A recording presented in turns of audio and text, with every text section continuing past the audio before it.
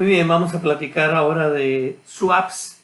Este paquete de swaps lo divido en 3 módulos. El 7.1 es el primer módulo. Recomiendo ver este primero. ¿Qué es un swap? Pues es un mecanismo para transformar flujos de efectivo que generan los activos o que demandan los pasivos. Es un acuerdo para intercambiar esos flujos bajo ciertas reglas específicas. Típicamente es común cambiar de tasa fija a tasa flotante o de tasa flotante a tasa fija. También es común cambiar los pasivos en la divisa en la que hay que servirlos. También una inversión pues se puede cambiar de tasa fija a flotante, de flotante a fija, o se puede cambiar la divisa. Hay otros swaps diferentes que ya se verán un poquito más adelante o se comentarán. Decimos que el swap más simple es plain vanilla y que tiene 2 partes y generalmente se negocian para que al inicio valgan lo mismo. Sin embargo, al paso del tiempo pues puede cambiar el valor. Las empresas tienen necesidad de evaluar precisamente todos los instrumentos derivados a la hora que están generando algún reporte contable. Antes de entrar a swap, al final un swap es una secuencia de forward. ¿Qué es un forward? Pues un forward simplemente cuando se negocia, siempre se negocia con un valor de 0. Típicamente, si lo vemos para el tema de hoy, un forward de LIBOR, pues el LIBOR es una tasa variable y un forward de LIBOR iría sobre un intercambio de esa tasa variable, pasivo o activo, por una tasa fija. El LIBOR típicamente, si es un LIBOR a 3 meses, se define cuál es la tasa de estos próximos 3 meses. Sin embargo, la liquidación y los flujos de efectivo ocurren al final de los 3 meses. Entonces es importante esto para entender bien el tema de swaps. Podemos decir que esta nomenclatura RK sería la tasa fija acordada hoy en el momento T igual a 0 para un periodo futuro que está entre T1 y T2.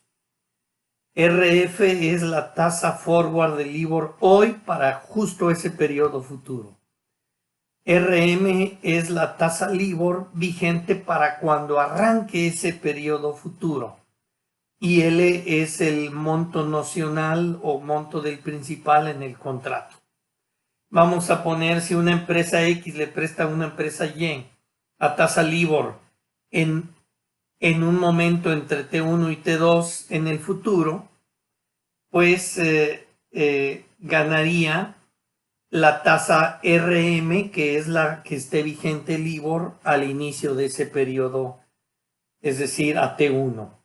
Pero si la empresa X entra en un acuerdo forward, pues prácticamente está renunciando a ganar esa tasa variable y ganaría una tasa fija RK.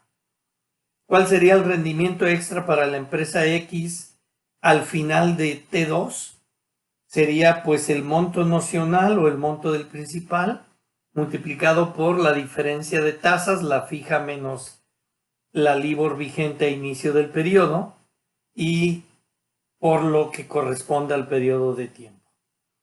¿Qué ganaría o perdería la empresa Y? Pues lo mismo, pero simplemente con signo negativo.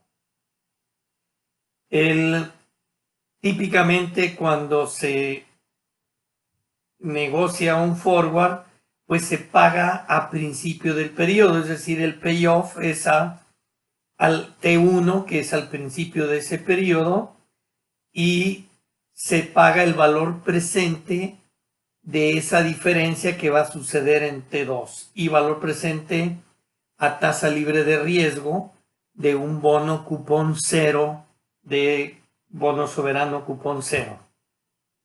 Normalmente se negocia en un arranque en T igual a 0 para que valga 0, y la única manera en que puede valer cero al arranque es que la tasa fija sea igual que el forward.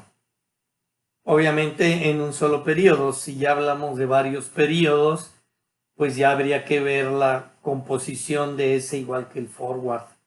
Y varios periodos es el swap. Con el tiempo, pues el forward del LIBOR va cambiando hasta llegar al momento T1, donde ya se fija la tasa de interés aplicable para ese periodo y le llamamos RM en la fórmula. Es decir, en cualquier momento podemos evaluar a tasa libre de riesgo cupón cero el flujo que va a ocurrir en T2 y la fórmula sería L, que es el valor nocional, por la diferencia de tasas, la tasa fija negociada menos la última forward conocida por el periodo de tiempo y traído a valor presente desde el momento T2. Ahora, ¿cómo haríamos para transformar un pasivo? Lo vamos a ver con un ejemplo. Vamos a suponer que la empresa Apple el 8 de marzo decide pagar, tiene una deuda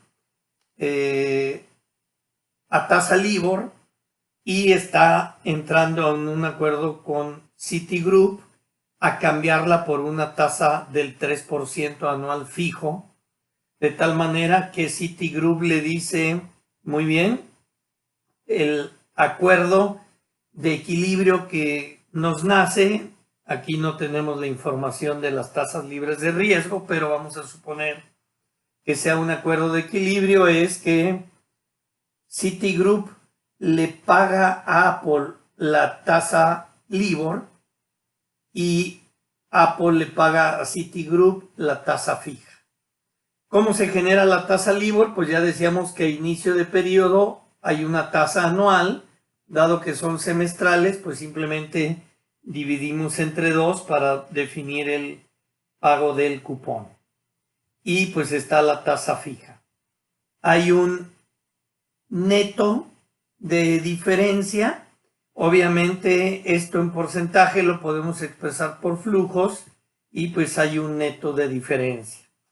En el arranque, pues debería que la suma de todo esto o la suma de los valores presentes de todo esto a tasa libre de riesgo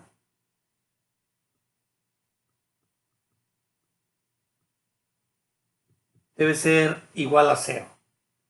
Entonces ahorita no lo tenemos y no podemos entrar a evaluación, pero ahí más adelante viene la evaluación. ¿Qué pasaría si dicen, oye, es LIBOR más 10 y la tasa fija es 3.10? Pues en realidad llegan al mismo intercambio y pues si todo se mueve 10 puntos arriba, pues al final el neto va a ser el mismo y la evaluación pues en realidad no se debería impactar.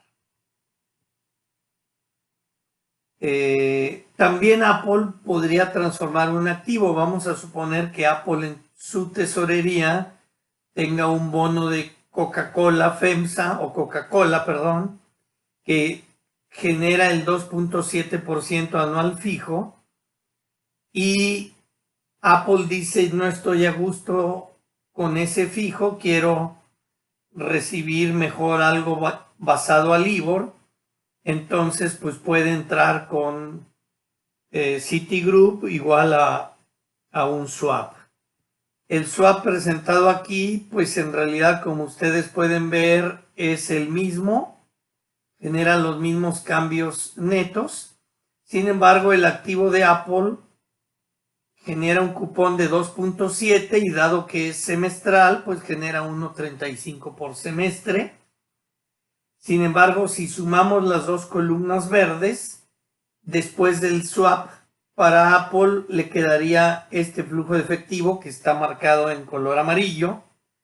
Y si observamos y calculamos qué sería el LIBOR menos 30 puntos base, pues serían exactamente iguales esas dos columnas. Es decir, Apple logró transformar su activo que pagaba un rendimiento fijo a unos flujos que pagan un rendimiento variable.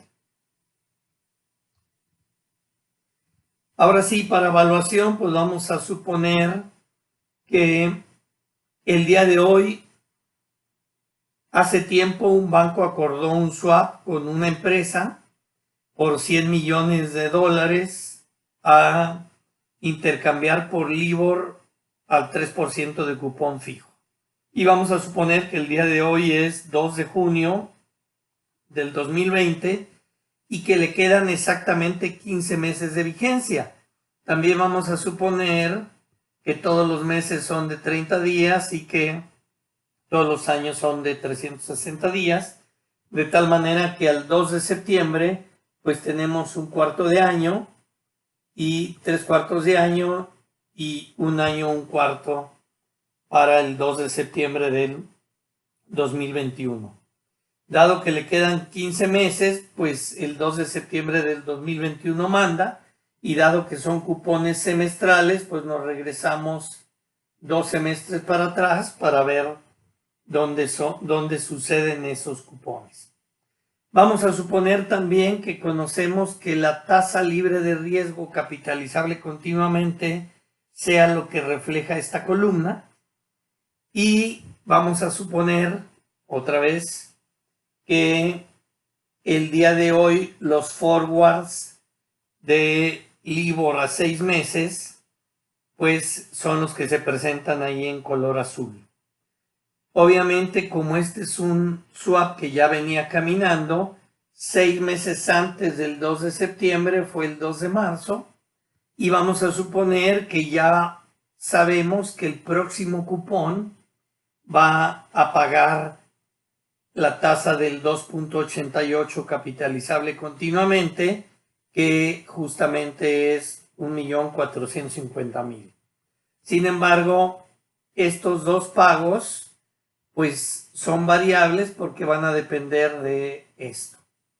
El pago fijo pues ya por definición es fijo, de tal manera que al 2 de marzo podemos calcular cuál es la diferencia en flujos que ocurriría, y dado que las tasas capitalizable continuamente no son iguales, pues para cada flujo le traemos su factor de valor presente, capitalizable continuamente por supuesto, y traemos el valor presente del flujo. Sumamos todo el valor presente del flujo y en este caso nos da $511,732, que ese sería el valor del swap al día de hoy. Si mañana me cambiarían estas tasas en color azul, pues me van a impactar en estos flujos que están aquí y pues puede cambiar el valor del swap. Muy bien, pues seguimos adelante con swap. Esta es la parte introductoria. Gracias.